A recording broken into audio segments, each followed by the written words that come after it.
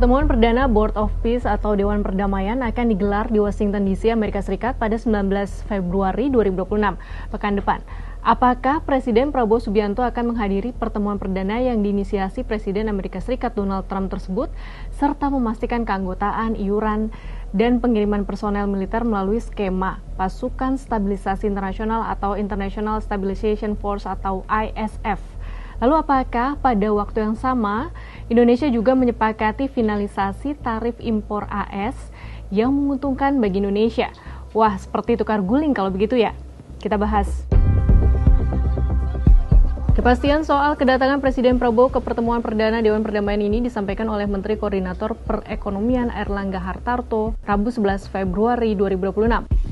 Terkait dengan update perundingan Indonesia-Amerika dan disampaikan Bapak Presiden rencananya akan menghadiri acara di tanggal 19 dan di sekitar tanggal itu juga akan ada rencana penandatanganan ART, Agreement on Reciprocal Tariff. Amerika Serikat mengundang negara-negara yang setuju bergabung ke Dewan Perdamaian untuk menghadiri konferensi tingkat tinggi perdana pada 19 Februari 2026.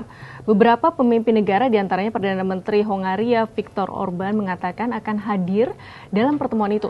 Pertemuan perdana ini diperkirakan berlangsung pada tingkat para pemimpin yang diundang oleh pemerintahan Trump untuk berpartisipasi dalam asosiasi tersebut. Penggalangan dana untuk rekonstruksi Gaza ditetapkan sebagai tema utama pertemuan itu.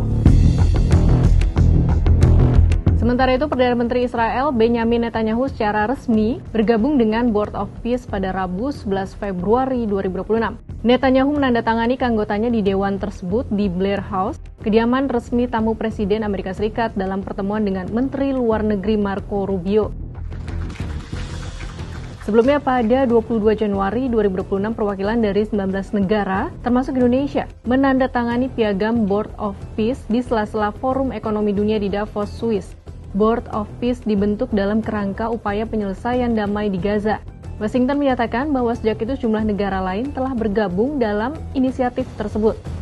Dalam piagam Dewan Perdamaian disebutkan bahwa setiap negara yang terlibat akan menjadi anggota selama tidak lebih dari 3 tahun. Namun masa keanggotaan 3 tahun tidak berlaku bagi negara anggota yang memberikan kontribusi sebesar 1 miliar dolar AS atau setara dengan 16,8 triliun rupiah. Keikutsertaan Indonesia dalam Dewan Perdamaian sebelumnya menuai polemik terkait iuran dan prinsip politik luar negeri bebas aktif. Namun setelah Presiden Prabowo mengundang dan berdiskusi dengan perwakilan Ormas serta mantan Menteri Luar Negeri dan Wamenlu, keputusan ini akhirnya menjadi final. Alasannya, keikutsertaan Indonesia di Dewan Perdamaian dinilai sebagai langkah yang paling realistis untuk dipilih saat ini. Sahabat Kompas, kita nantikan hasil pertemuan perdana Dewan Perdamaian di Washington DC, Amerika Serikat. Apakah nantinya dari pertemuan tersebut makin jelas soal perdamaian di Gaza dan solusi dua negara bisa segera terwujud?